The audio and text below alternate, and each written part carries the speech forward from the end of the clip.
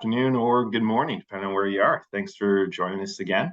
My name is Zach Allison with ATS. I'm the National Sales Manager for our market development team, putting together various information on products as well as how you can add those products into your project on our ATS spec tool. The spec tool itself is a product selection tool that's sponsored by certain manufacturers across the plumbing and accessories and drainage, and starting to even get into a little HVAC. Various manufacturers that pay to be on the system so that designers have a free product selection tool. In addition to the tool, we like to educate on the product. And we've been doing a series of what we call ATS universities, and I'll show you later on how you can find any of the previously recorded sessions. The ATS universities have a little bit of a deep dive into an application or products that are suited for an application. As with all the sessions these days, we do have everyone muted upon entry, but I will be keeping an eye on the Q&A and chat fields. And on Friday, we'll be having their certificates of attendance sent out to all the attendees so that you can register it with whatever programs you have. With me today is Herman Walker of Pressalit, the National Sales Director, and we're going to be walking through the fall prevention beyond the ADA. And I know last time, like we were saying in the intro, as we are just getting settled in, we had a lot of great questions on the last Pressalit presentation. It was a unique, again, in an application-focused discussion. So if any of those come up, please use the Q&A field. I'll be keeping an eye on it and make sure we can bring them up to Herman as we go. Over to you, Herman. Thanks very much for joining us today. Excellent. Thank you very much. I am honored, and I really do appreciate you guys having me back. I believe this is now my second presentation in the last 2.5 months, and so I really do appreciate the opportunity. So thank you to ATS, and thank you to all of you that are in attendance today. As was mentioned in the intro, my name is Herman Walker. I work with a company called Pressalit. I am the National Sales Director for this company. And what Pressalit does, their goal is just to make sure that restrooms are truly accessible to everyone, regardless as to what their mobility level might be.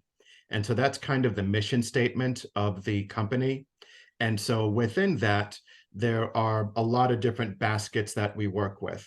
And one of them is fall prevention and how to prevent injuries when you're in a restroom environment. And so this is what this presentation attempts to address.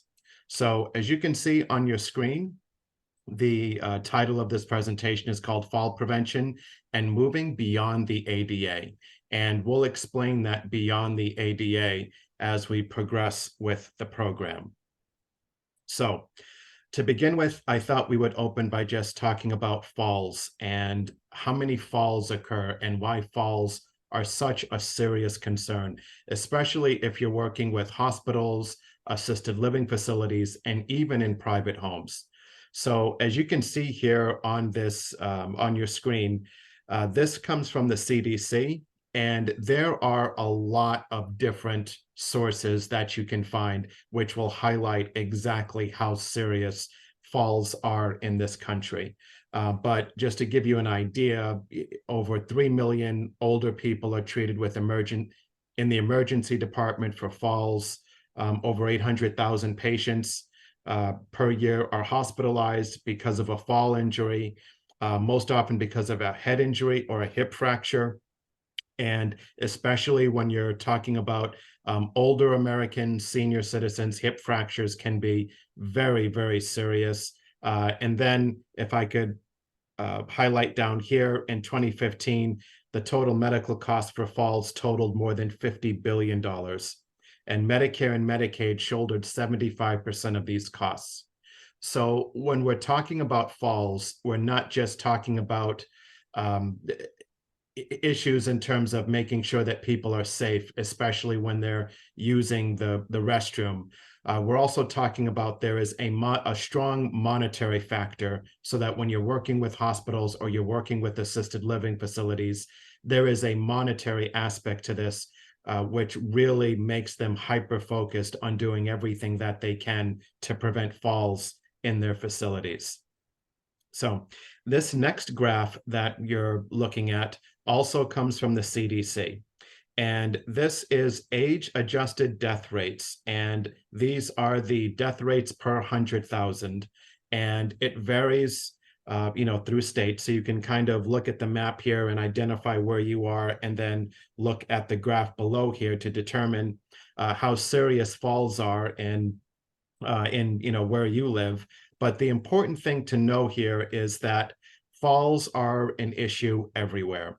And as when you look at our demographics, as our demographics continue to age, and as we continue to get older, you are going to see this number move up, especially if we're not able to implement some products or some design elements that can help to minimize fall risks. Again, especially when we're in a restroom environment. And actually, that brings up and ties into one of the questions coming in from the chat field. So, Yes. after that number of falls that you had mentioned, is there any information on, what percentage or what number of those were within the restroom? I don't have that specifically. I can tell you, and I like to get most of my data from the CDC, and we'll go into that in a little bit greater detail as we progress. But whether you're in a home or you're in a hospital or you're in an assisted living facility environment, the restroom is by far the most dangerous area. And so, if you're like, let's say if you're designing a private home, falls are infinitely most likely to occur in a bathroom. When you're talking about a hospital environment and you're talking about safe patient handling, you're talking about their fall prevention programs, the restroom is always the primary focus. So while within this program, we don't know, 90% of all falls occur here, something like that, we do know that the majority of these falls are taking place in the restroom, if that answers the question. I think it's as best as we can. Thank you. Yeah. Yes. And one thing within this, see this here, when we look at the true cost of patient falls, there are a lot of different sources that you can use that will have numbers on the amount of patient falls, where falls occur, and the cost. And so, like I said, the CDC is an excellent source for this type of material. The important thing to remember, especially as you look at this graph here, is that falls cost a lot of money. And when all of us who are here today and are taking part in this session, when we're out working with hospitals, when we're out working with assisted living facilities, or we're out working in any public venue, they are going to understand when it comes to their restroom design that accessibility and falls is a top line issue. One thing that is really important when this issue comes up is not only not only are falls an important issue when it comes to making sure that patients, residents, or people in their private homes reduce injuries, because we don't want to see broken hips. We don't want to see broken hips. We don't want to see concussions. We don't want extended hospital stays. But also, when a person is in a hospital, the hospital has a very strong financial incentive to make sure that a person doesn't fall or doesn't get injured while they're in the hospital and under their care. And how Medicare, and even to some degree private insurance, how they reimburse hospitals gets really, really tricky, and you can really get into the weeds with some of it. But just to use as a general example, let's say you have a patient, and we'll call her Sally. And Sally goes into the hospital with a broken arm. And while she's there, she decides she has to use the restroom, and she gets up and she goes to use the restroom. And while she's using the restroom, she falls and breaks her hip. And there are scenarios like this that occur across the country with hospitals every single day. The way Medicare reimburses is that Medicare, like if she were a Medicare recipient, Medicare is reimbursing the hospital for the wrist, but they may not reimburse the hospital for the broken hip. So as a result, the hospital can be on the hook for repairing or providing the medical care for that broken hip because it occurred during a fall that occurred in their hospital. A lot of times what will happen is that when the hospital is filing their paperwork, they will file the paperwork for whatever the ailment that the patient has, and Medicare will send them a block amount of money and the certain number of days that they will cover when the patient is in the hospital. And so if that patient gets any additional injury, let's say from a fall while they're there, the hospital is now on the hook for that care. And as a result, they lose money. In addition to that, within the Affordable Care Act, which was hard to believe now passed over 10 years ago, one thing when it comes to Medicare reimbursement rates for hospitals, how it works is Medicare will look at their outcomes and will look at their patient satisfaction and will look at a whole host of guidelines to determine how much they should be reimbursing each individual hospital. And so if a hospital has things like a lot of falls, a lot of additional injuries, low patient scores when they're rating how satisfied they are with their hospital care, Medicare can lower the rate of reimbursement to that hospital, and as a result, the hospital loses money. And so when you're working with hospitals and you're designing new hospital buildings, you're refurbishing hospital areas, all of the hospitals that you work with today, they are going to have a fall prevention program. They are going to have a safe patient handling program. And this is part of the reason why. Not only do they want to make sure that their patients are well cared for and that their patients aren't getting additional injuries while they're in the hospital, but they also want to protect their own reimbursement rates from Medicare, and they don't want to lose money on patients with additional injuries that might occur when they're in the hospital environment. So when we're looking at the restroom or the restroom environment, because this is the area where injuries are most likely to occur, I always like to keep in mind that basically people go into the restroom and there are three primary functions. They're there to use the wash basin or the sink, they're there to use the commode, and they're there to take a shower. Those are the three functions that we need to think about when we're looking at restroom design, restroom layout, and fall prevention. And as I've mentioned before, this is the area where falls are most likely to occur.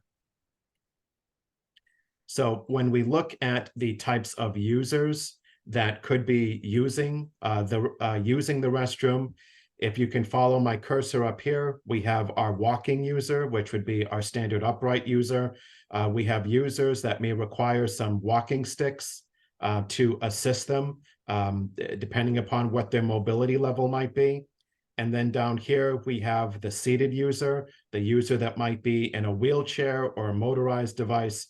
And then we even have people that may require a Hoyer lift or some sort of bed apparatus in order to use the restroom. And so what we're looking at is a lot of times when we initially design things, everyone has a tendency to look at things from the perspective of themselves.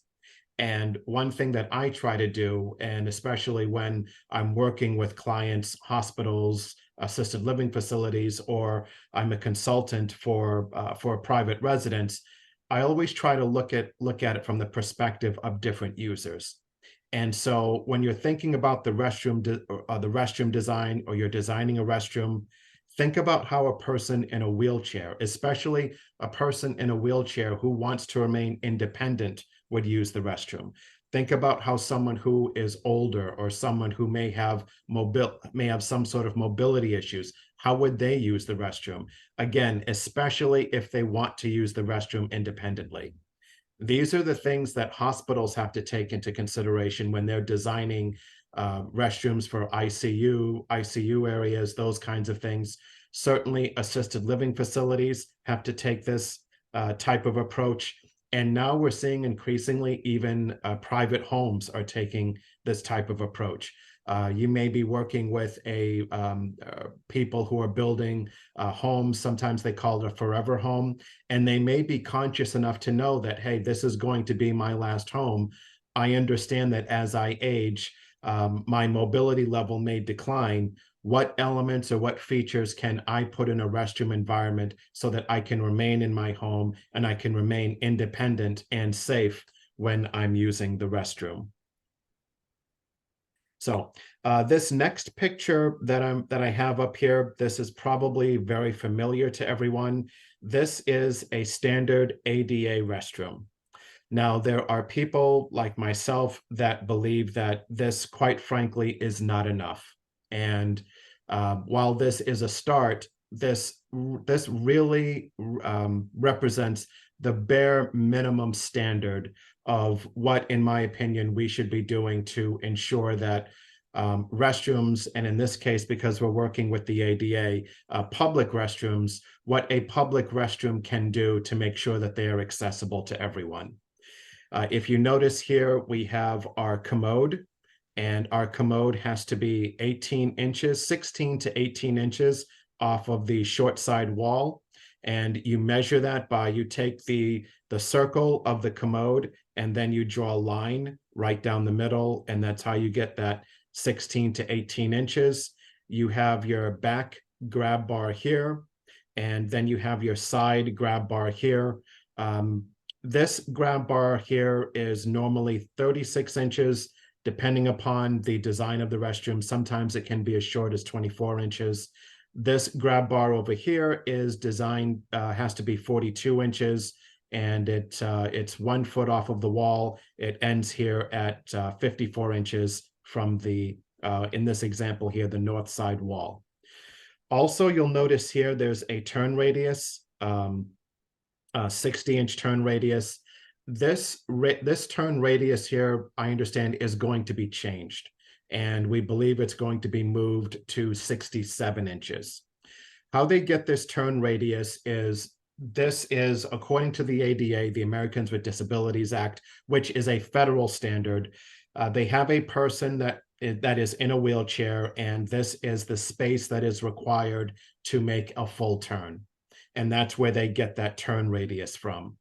Now, it's going to be increasing because what we have seen since the implementation of the ADA is Americans have a tendency to be getting bigger, and wheelchair sizes have expanded. There are motorized wheelchairs, all sorts of devices.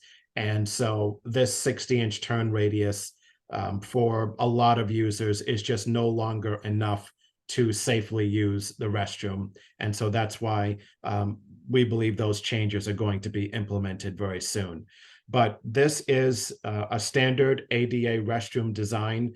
And for people that have been privileged enough to work in this industry and who have experience working with a lot of the individuals where ADA restrooms are legitimately very important, I really want to stress that this is the bare minimum standard. And a lot of times this is not enough to ensure safety and to ensure that a person that has a disability or who is older can safely and comfortably use the restroom independently. So within my job, I have a tendency to travel a lot, and I am a bit of a nerd when it comes to this topic. And so one thing that I do is I actually go around and look at ADA restrooms, and so on, because I'm in and out of airport frequently. And this is an actual ADA restroom, and you can actually find this restroom at the Atlanta International Airport. And this is a restroom that, by the letter of the law, fully meets ADA guidelines and ADA standards. But as we will see coming up as we progress in this presentation, this is not enough. It is not enough to truly be a safe restroom for all users, and it's not enough for a user that wants to remain independent, regardless as to what their mobility level might be. And what we're going to see is that there are some tools that can be added here with very little cost, very little headway, that can turn a situation or an environment like this that, while legal, is not really appetizing and can turn it into an environment that is safer and more effective for all users. So, as we talk about some of these products coming up that can help to aid in fall prevention and can aid in safe patient handling, which all of your hospitals will have, it's just a reminder that all of these products will work within the ADA. And working with Pressalit, we have been privileged where we are working with a lot of different hospitals and a lot of different companies on several large-scale projects. And we are very comfortable with not only working with the ADA, but moving beyond the ADA so that we have something that is much safer, that can really work well as a part of a safe patient handling program or a fall prevention program, and even in private homes can keep people independent so that they continue to use the restroom in a much safer environment. The first thing that I would like to go over are support arms. And in my opinion, most of the support arms that are used in a restroom environment do not serve the user well. And speaking from experience, I believe there are even some support arms that can even contribute to falls when users actually get in and they attempt to use a support arm in the restroom. And the biggest issue that we have with support arms is that support arms are generally attached to a wall. They are a standard height. They are a standard width, either from a toilet or from a wall or from a sink, and that's it. And no matter what your size, what your mobility level, what your weight, everyone is supposed to use the exact same support arm in the exact same place. It makes no sense at all. It is absolutely foolish to think that you can put a generic support arm on a wall, and whether someone is 6'5" and weighs 300 pounds or is 5'1" and weighs 120 pounds, the idea that they are both supposed to use the same support arm in the same place makes absolutely no sense. And so part of what I always like to recommend to help with this situation is that it is not a big deal and not an issue to install support arms that are height adjustable and can even be moved laterally so that the support arm can move to meet the needs and the size and the mobility level of each individual user. And so what you are looking at on this screen, if I can address your attention down here, this support arm here is designed to be easily moved up or down, and when placed on a wall track, can even be moved side to side. This means that if we're thinking about a private home where we may have a husband and wife, where the husband and wife may be of different sizes, or maybe we have a husband and wife where one spouse is in a wheelchair and the other spouse is standing. Maybe we have a husband and wife where the man might be 6'4" and the woman might be 5'2" or 5'3".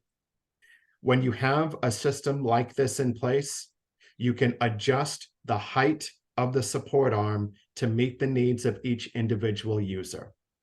So when we think about this, let's say in a hospital environment, when you're working in a hospital environment, they have people of all different sizes, men, women, children, seniors. It is to their benefit to have support arms in their restroom that if they have children, they can set the support arm at the appropriate height. If they have someone who is tall and obese, they can set the support arm at the appropriate height. It is a win-win across the board. It helps the user, helps to keep the user safe. Sometimes, as we'll see coming up, can even help the user maintain independence when using the restroom. It's easy to install, and from a facility standpoint, can really help and alleviate the risk of falls and the risk of injury when you're in the restroom. This video that I'm going to play. This was actually filmed at a showroom in the United Kingdom. And I like to play this because this shows how easy it is to manipulate the support arms up and down and side to side. So that when we're talking about putting these types of support arms in a facility, we are talking about the facility having the ability to literally manipulate a restroom in a matter of seconds, not minutes, seconds, so that they can actually have a customizable fit for each individual user with each taking into account each individual user's mobility level so that they can use the restroom properly. And so I'm going to go ahead and play this video.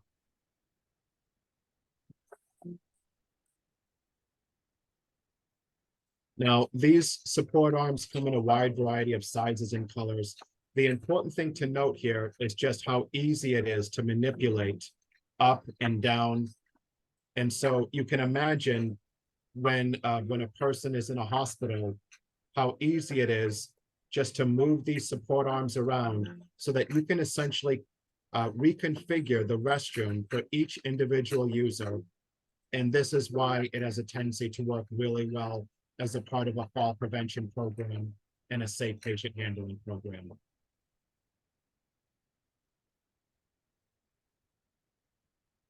So just as you're kind of finishing off the video there, a couple of questions coming in that I always find are, frequent questions when we get to this topic, but really good ones.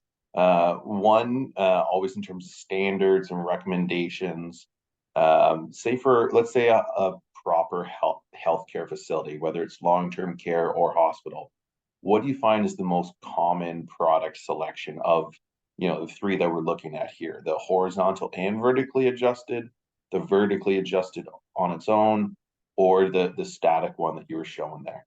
The horizontal and the vertical. Yeah, they And, go for the full yes, both, right?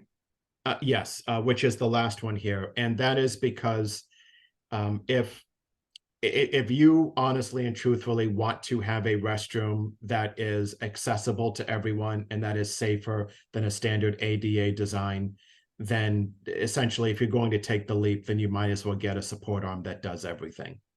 Yeah, especially because, like you said at the beginning, these are not code driven. These are ways that you're really trying to, like, from the hospital mindset, this is how you are separating yourself from the others on the market, right? Like, this is how you are going above and beyond to better serve your patients. So if you're Exactly. already investing in that, it's a small step from B to A. Exactly. And something that the audience should know is that anytime a person checks into the hospital and it's going to require a hospital stay, this is such a serious and important issue for the hospital, they will get a mobility assessment. Hmm. So on the medical chart, there will be a mobility assessment, and they will get a rating as to how mobile they are. And so ideally with this type of system, when a person goes into the hospital, they're getting checked in, they get a mobility assessment, then the nursing staff, as you can see, and just as a part of just the general room, they can go in, they can set up the room appropriately. And now they have an added feature as a part of their fall prevention program that can help to prevent injuries when that person uses the restroom. And like I mentioned earlier, if you think about this, they may have someone who is 5'1" and 110 pounds one day. The next day, they may have someone who is 6'7" and 400 pounds. They both can't use the same restroom with the same design and the same setup. With this system, they don't have to. They can essentially customize the restroom to each individual user. And so not only does this help with fall prevention, does this help with injury prevention, it also helps nurses, it helps physical therapy, it helps occupational therapy, because whether you're working with assisted living facilities or you're working with hospitals, they all have a vested interest in keeping the patient independent when they're using the restroom. because if that patient is not independent when they're using the restroom, then you have to either go to bedpans, you have to go to, and a lot of them are not going to bedpans, they're going to these chairs that you sit in, or you have nursing staff that has to take someone in a restroom and assist them that way. So it's more burdensome for the staff. It takes up more money. It's just a lose-lose proposition across the board. And what you're looking at here, it's not that expensive. It's very easy to install. And as we'll see coming up, this is designed to work with the ADA. So you can still spec out and still do a full ADA compliant restroom, simply put this in, and now you get the best of all worlds. So a few different questions coming in as well that I want to bring up here, and I'll try to kind of maybe answer a couple as I go, but please, feel free to bring in additional details. So firstly, how challenging is it for the user to adjust these themselves? I think we saw in the video, depending on the type of model that you're looking at, it's extremely easy. It's designed around having, like Carmen mentioned, a 5'1", maybe losing some muscle mass person, as well as the 6'4", could be bariatric, could be whatever, that needs to adjust these themselves. However, that's not the only use case. It's not, while these are great for the patient to adjust to themselves, I believe these are typically used or set up for the patient room by a staff. Is that correct? Yes, it can be either way. And later on, we'll have examples where people who are wheelchair bound are actually using and moving the devices. Yeah, because that does come into one of the other questions that was brought up here. Are they able to be locked in place with the concern about, someone maybe taking them, vandalizing them, anything like that could happen? And I think you're about to show in the video where they absolutely are. There is, if you see where that latch is there, that is a locking feature. In addition to that, not shown here, we do have an additional locking feature where you can set it, lock it, and then, it would take a nurse or a supervisor or someone to come in and unlock it, so to speak, if that answers the question. That's great. Thank you. That would certainly help with any sort of vandal resistance concerns. Yeah. And then for the ADA and the barrier-free side, are these typically installed in a washroom? It looks as if it sticks out proud more than the 4 inches. Is that acceptable by code? I'm sorry, could you repeat that? It looks like it protrudes from the wall more than 4 inches. Is that acceptable? If you can see with my cursor, this protrudes more than 4 inches. That seems to be what they're looking at, yeah. Yes, I'm going to have pictures of this in a ADA restroom. Perfect. That will show that coming up. So if you have other concerns, if whoever asked that question, when we get to that, please feel free to bring them back up. And lastly, is this meant to be used for transfer to and from wheelchair to toilet? Absolutely. In fact, that's what it's used best for. And again, we'll have some examples of that coming up in terms of, especially for people that are in a wheelchair and want to remain independent when using the restroom, how this comes into play. Lots of great questions so far. Thank you again for engaging. For now, I'll pass it back over to you. This is fantastic. Okay, excellent. So as we mentioned, in terms of ADA and how it works, this was actually at the University of Texas Medical System, where we have where the University of Texas Medical System is the largest hospital network in the country. And they looked at these types of products and these types of design elements, actually tested them with their nursing staff, their physical therapy, occupational therapy, even getting patient feedback. And after this prolonged testing and looking it over with their experts, they came to the conclusion that this was the way to go as a part of making sure that their restrooms are more accessible to everyone and also to reduce injuries, fall prevention, those types of things. And so I took this picture. They actually allow me to go in and take pictures in their hospital. And as you can see here, this is an ADA restroom. And this is the back grab bar as is required by the ADA. And then we just had a wall track run along here, which is very simple. And then the support arm just clicks on right here underneath the wall track. As you can see, when the support arm is folded up, it does not interfere with the grab bar. And one other thing that I would mention with this is that because I'm assuming this is essentially a nationwide audience, a lot of times the ADA, the Americans with Disabilities Act, that is just the federal standard. There may be state standards as well. For instance, with this one in Texas, there's what they call the TAS, which is the Texas Accessibility Standard. I know we do some work out in California where we have a rehab center where we're doing this, and there are some additional regulations in California. Massachusetts has some different regulations as well. And so one of the things that we're very good at is making sure that not only do these designs meet and exceed ADA standards, there can be local or state standards as well. And we will research and make sure that it's okay with those standards too. This is a side profile here. And as you can see, we have the grab bar here, which is ADA compliant. And we have the support arm here, which actually works a lot better for the user. It makes transfers much easier because a lot of users have a very difficult time reaching over to this back grab bar. And in fact, when, especially in this case in Texas, they actually mandated that they wanted support arms on both sides of the commode, in addition to these grab bars, because these were so much more effective than having the grab bar on the short side wall. And so when we talk about products that can aid in falling and can increase accessibility and while working beyond the ADA, this is an example of what we're talking about right here.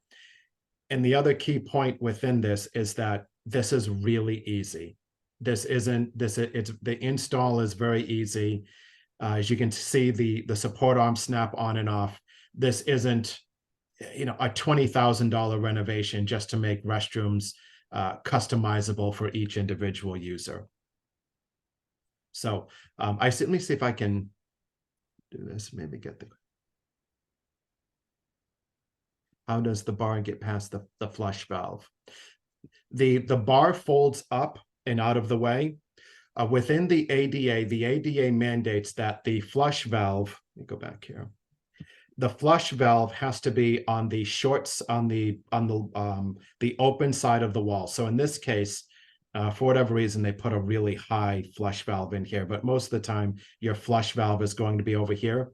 And so in order to be ADA compliant, the flush valve has to be on this side.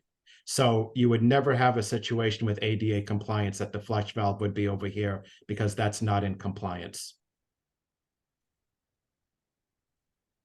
So these next images that I wanted to show you is that I'm really fortunate enough where I give a lot of, I speak a lot on this topic. I give a lot of advice. I'm a consultant on products. And one of the things that I have found is that a lot of people don't really know how people who are in a wheelchair and want to remain independent, how they use the restroom.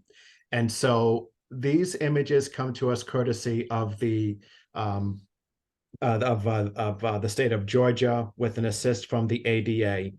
And this is what the ADA looks at in terms of how they formulated their plan to come up with the current ADA guidelines. And so as you can, let me see another question here. You're all good. I'll be sure to raise any questions. Okay. Oh, I think I may have erased the question. I'm sorry. Okay. Yeah. If you don't mind, you can just interject when you want me to address questions there, if that's easier for you. Absolutely. That way you can just focus on the presentation. Okay, excellent.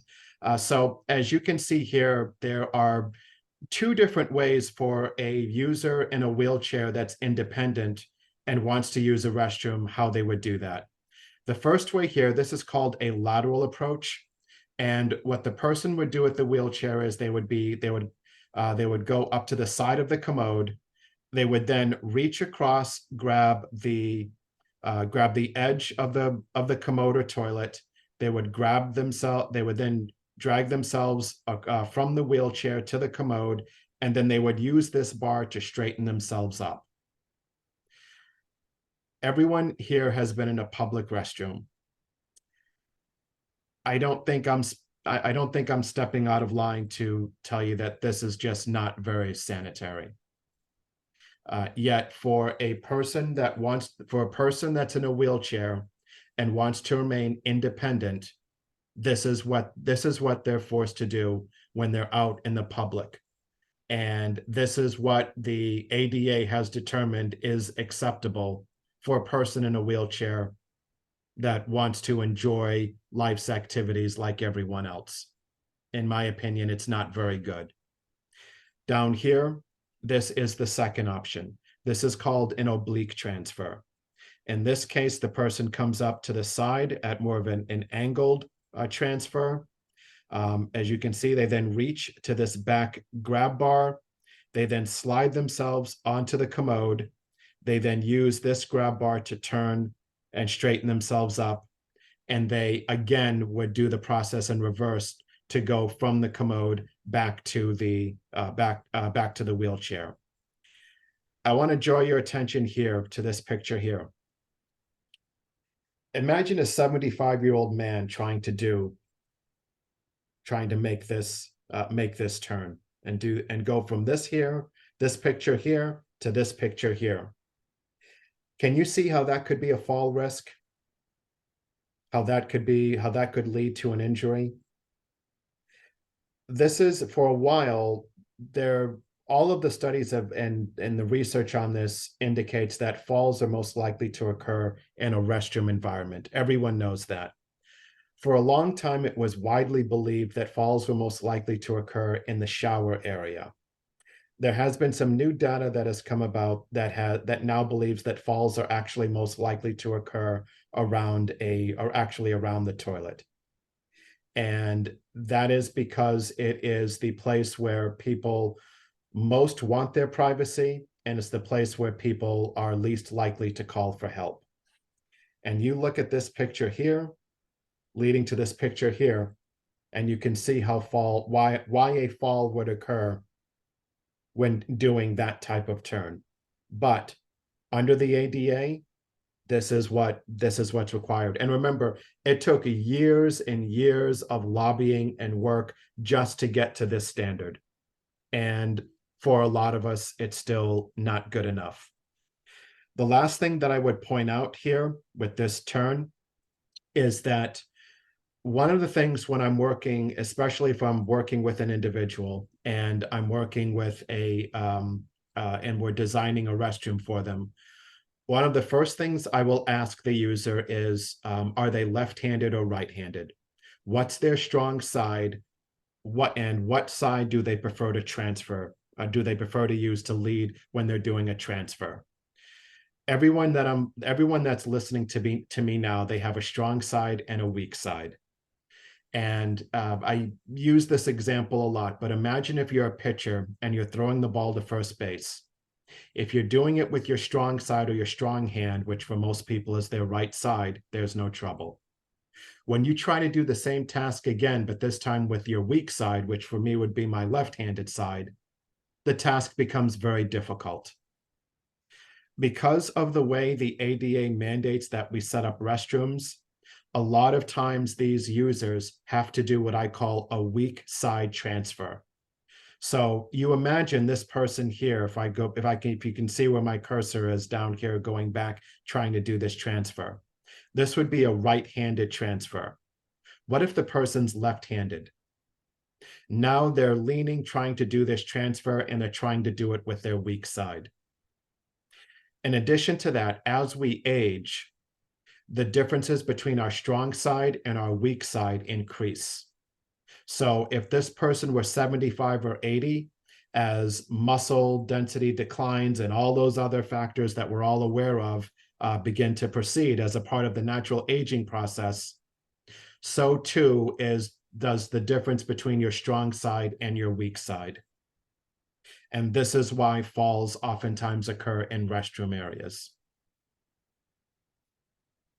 So this next video that I'm going to play, come back here.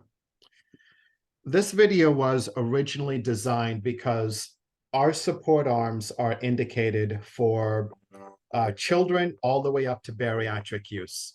And a lot of people looked at this product with a lot of skepticism about how well it would work for bariatrics. So they made this video to try to answer that question. I have found, and what I like to use this video for, is that this video does a good job of showing transfers and how transfers are really done so that people have in their mindset how transfers work and why having adjustable products, especially around the commode, is so important. And so this is the testing facility. This was done in Europe. Obviously, these wires and stuff normally wouldn't be there. They're just there so that they can measure the weight and the pressure and the force on the support arms while the support arms are being used. This is our first model. He is a double amputee. Okay. He is going to do a lateral transfer. The first question, we had a question about, being able to use the devices. As you can see here, they fold up back into the wall very easily. One thing to note with this is that when you look at the ADA does not mandate having support arms around the commode.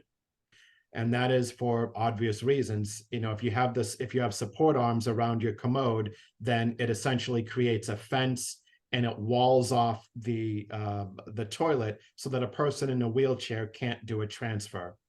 With these support arms, because these support arms are not only height adjustable, but they fold back into the wall, you don't have that issue. So the user and the facility get the benefits of both worlds in that they can have the support arms to bracket the toilet for people that need them. And when it's time to do a transfer, the support arm can easily be folded out of the way. Now he's going to do a transfer.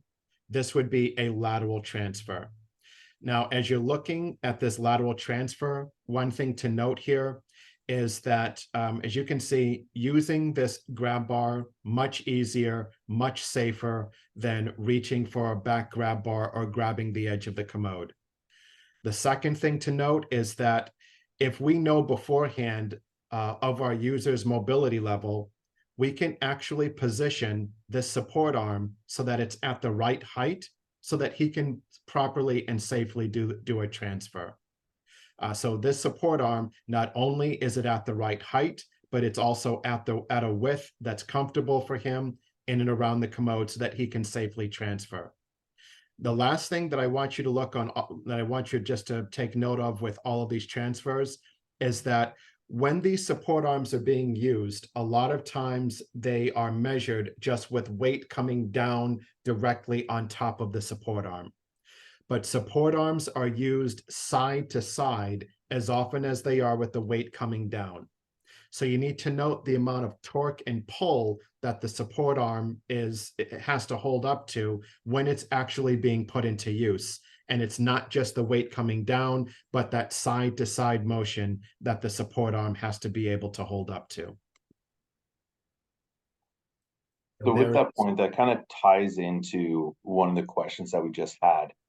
These cantilevered arms, they carry a lot of weights. There's a lot of torque being put on them, like you mentioned. But it seems like installation on an existing wall could be challenging. Probably not impossible, but challenging. So would you have like an installation detail, or would that be available on the Pressalit website, maybe with the installation details that shows how you reinforce either the brackets or the wall Yes, to ensure that absolutely. it's a safe and durable use? Yes, and the installation is actually very easy, and it can be used on a refurbished wall. And it's not a part of this presentation, but yeah, if there are people that are interested, I can take them to. And I am just one member of I'm just one soldier in a huge army, and so we have engineers and trainers, everything that they need to put the support arm and the wall track in place. Yeah, So so if you were on this presentation, you wish to learn more, when we send out these certificates, feel free to reach out to your MD and we'll get you in touch with Herman to provide any of that installation detail or answer any further questions you may have. and so this next video here, I really like this model because he weighs over 500 pounds. For most hospitals, bariatric use begins at 500 pounds. So he would be a bariatric user. Also, as you note, he's rather tall. I would guess by the video, he's probably 6'4", 6'5". So he's about 6'5", over 500 pounds. He's a big person. So he is excellent for this type of testing. So here he is.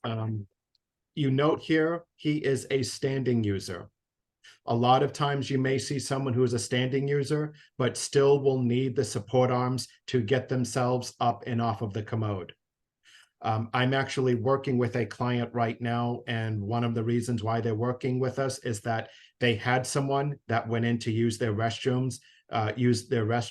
They were sitting on the commode and they couldn't get off because there were no support arms, and they were literally stuck there. And so when you have these support arms, even for someone who might appear like they would not need assistance, a lot of times they do. And you can see the support arms there.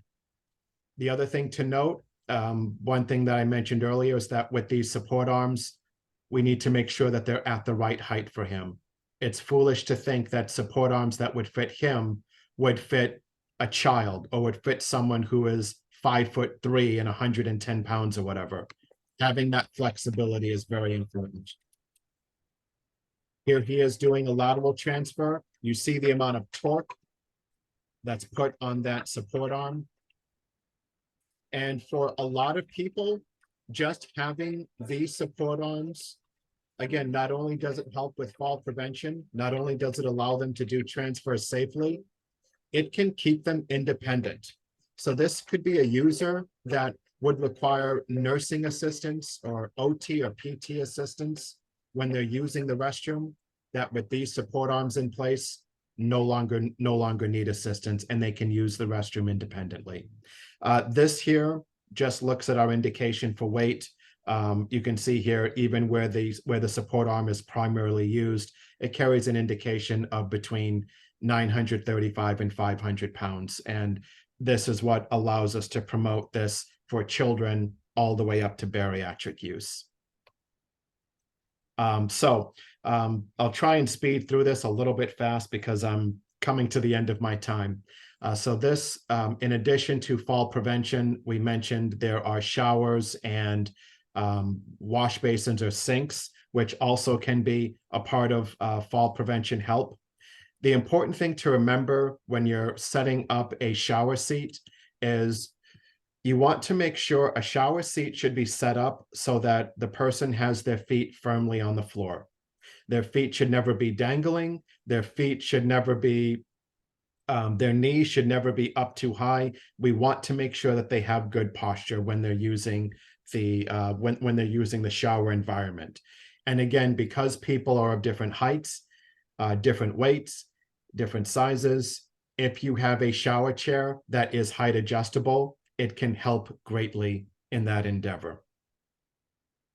The other thing that I'll note is that I've been very, very fortunate where a lot of people have trusted my judgment to the point where I will go in and assess assisted living facilities and will even provide suggestions as to what they can do to help keep their care staff safe, as well as help keep their users independent and assist with fall prevention. One thing that is always very common when they're designing restrooms and shower areas is, if you see where my cursor is, a lot of times shower chairs are frequently put in the corner here. And the reason why they do this is because they want to make sure that the person has access to the tap system. This works really well for a user that wants to remain independent, but a lot of times you're working with a facility where they may have independent and dependent users who both need to use the same shower area. And so while this works for a user that is independent, for a user that requires assistance, this is ineffective, because for the caregiver basically can only stand on one side of the user when they're providing shower services. This, a couple of things with this. Number one, a lot of times you have users who may have behavioral health issues. It is a very important topic when you're dealing with assisted living facilities and hospitals. One element that can be used to keep the environment safe for the caregiver and the care receiver is that we always want the person receiving care to feel safe. We want them to feel safe, and we want them to feel relaxed.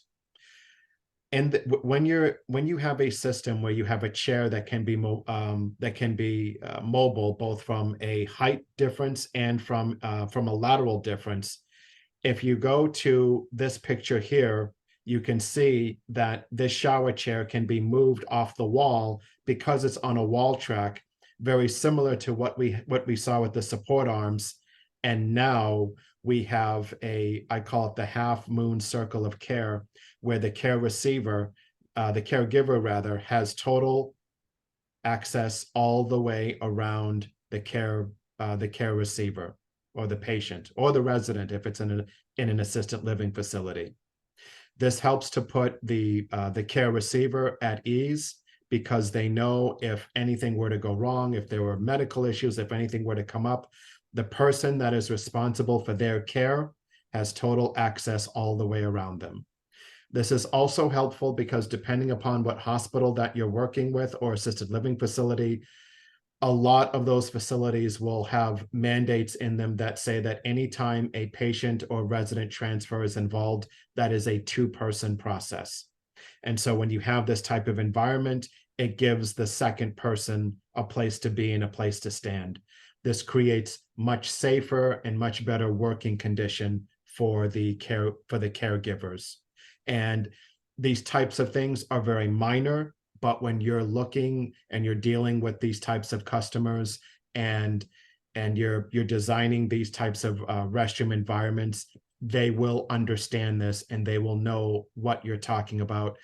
They may even thank you for having that level of detail, because in an assisted living environment, shower day, or days when residents are getting their shower, is for the nursing staff, for the care team, it's usually the most difficult day of the week, and it can be very difficult to shower someone. And so having this type of flexibility in your design can be very, very helpful. This video that I'm going to play here, this just shows the height adjustable shower chair, just to give you a visual of what they look like. There are a lot of different brands and products on the market.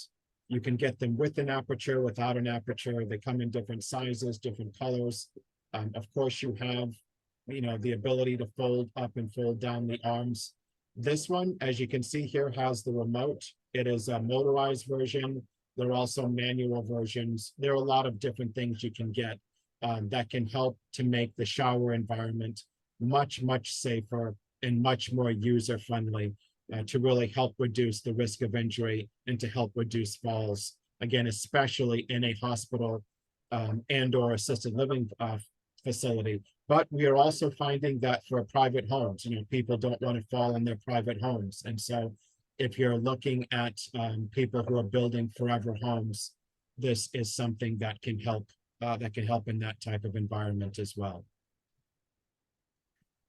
This next video here, we're almost done. I'm going to be wrapping up here quickly. Introducing I matrix just medium, wanted to play a this wash video basin real built on quick, years of showing you the height experience. adjustable sink, My name is because Anne. when we're I'm an talking industrial about designer and I work accessibility, at Pressalit height here in adjustable Finland. sinks can be very helpful The challenge for with wheelchair users with and an wheelchair ordinary sink users. is getting access to the water because there's no room for the legs and no room for footrests of the wheelchair. Products for people with disabilities are often stigmatizing, and with this product, we really wanted to make something that's both practical and also aesthetically pleasing. And the result was the matrix medium wash basin, a wash basin that meets all the essential needs of the user.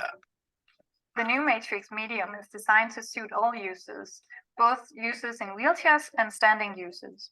If we look at the integrated handles, they are designed to be comfortable and easy to grip. They're really stable and help you keep your balance while you're washing your hands.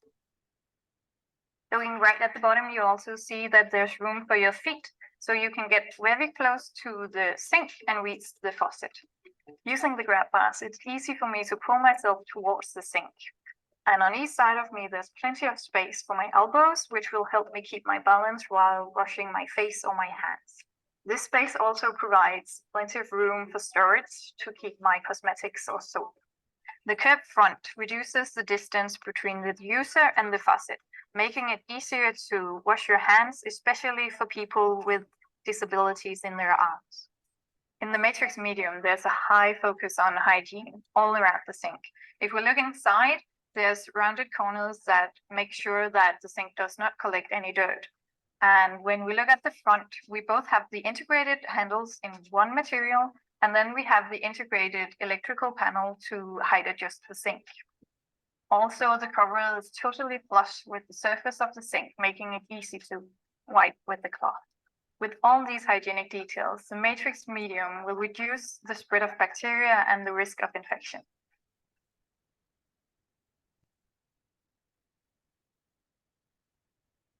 We made the Matrix Medium because we believe it's important that people are self-reliant and keep living. One other thing just to add with that sink is that that sink works with standard plumbing.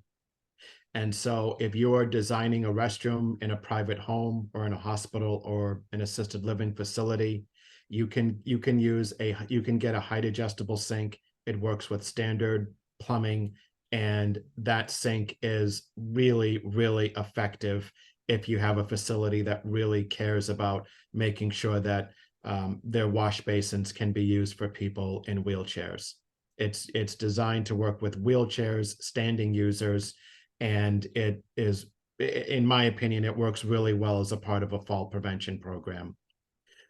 For those of you that are still here, thank you for sticking around. This is the last video, and I like to play this video. I call it Why This Matters. And I mentioned some of the projects that we have that we're doing throughout the presentation, and we also did some restrooms at the Pittsburgh Regional Airport.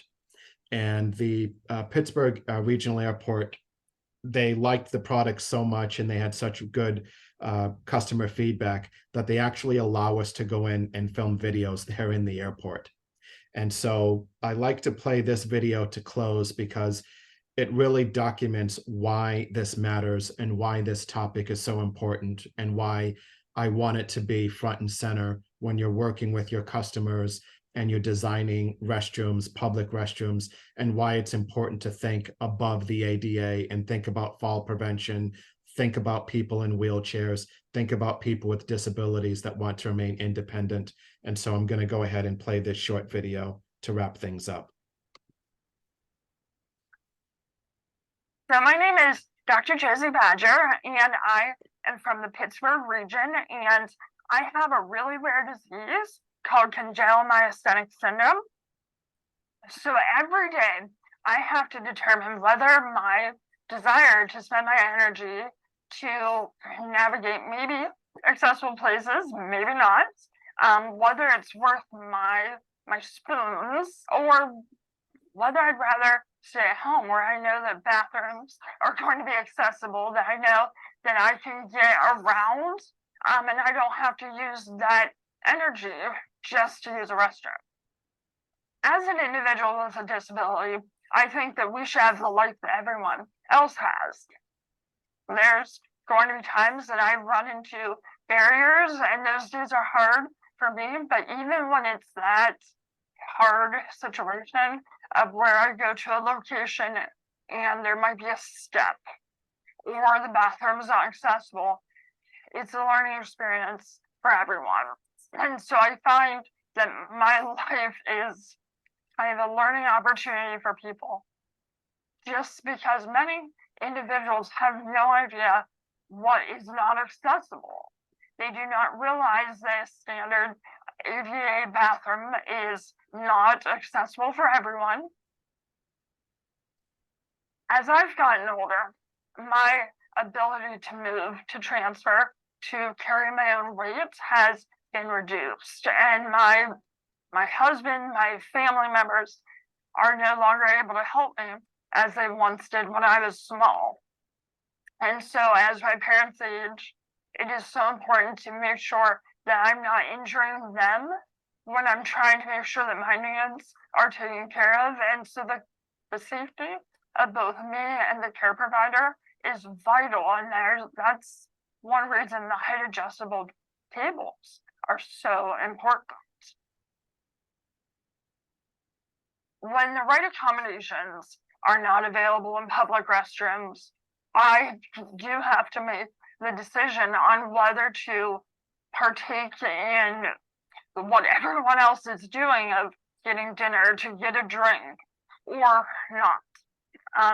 And it's always hard to decide on whether to do life like everyone else with the risk of not being able to use the restrooms like everyone else can, or whether I need to take a step back and maybe not go out that day.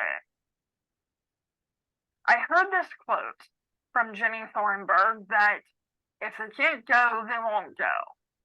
Okay, if they can't use the restroom, people won't be there.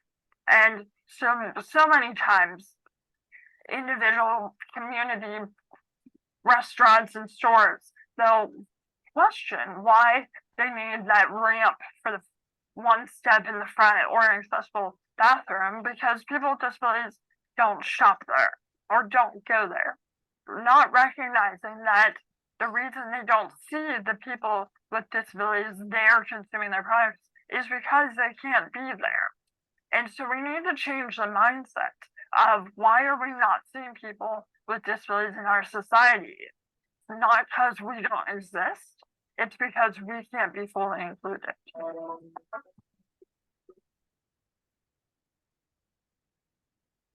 Thank you very much. I appreciate everyone's time. Yeah, it's always a fantastic close. You know, they've got really great insight there at the end. Really kind of drives home the importance of not just meeting, but exceeding our barrier-free and ADA standards. You know, I recognize that we're already 10 minutes past the hour, so appreciate those that were able to stay on with us and spend the time with us today. As I mentioned earlier, we'll be sending out through certificates of attendance. And if you have any further questions on the product, feel free to respond to that. For example, like we mentioned earlier, if you need the installation information or would like to look at maybe setting up your own master that includes these products, we can help you get started with that. If you have these types of clients, whether they're long-term care, hospital groups, anyone that you wish to propose these to, please feel free to reach out to us. We'll involve Herman and get that discussion started. We'll stick around for a couple minutes for questions, but if nothing else comes up, please feel free to go on about your day, and thanks you all for joining us.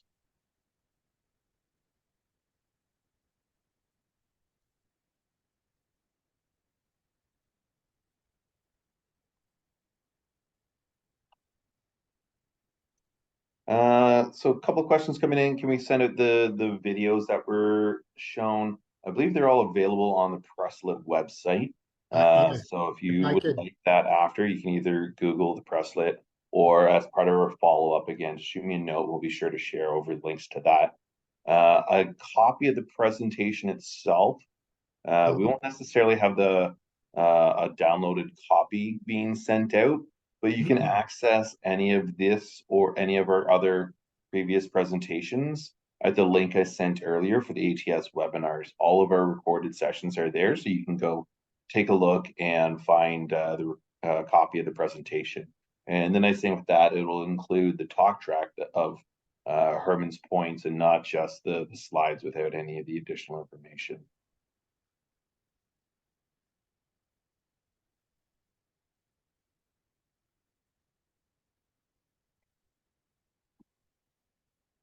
Perfect. Well, I don't see any additional questions coming in. Thank you again for your time, Herman. That was fantastic as always. I'm sure we'll have some questions coming up, and we'll be in touch in the coming days as we get questions from the audience coming in as part of follow-up. Have a great rest of the day, everyone. Thank you all once again for joining us, and we'll see you. I think next month we've got another 3 topics coming up. So hopefully you'll be able to jump on, and we'll see you then. Bye for now all.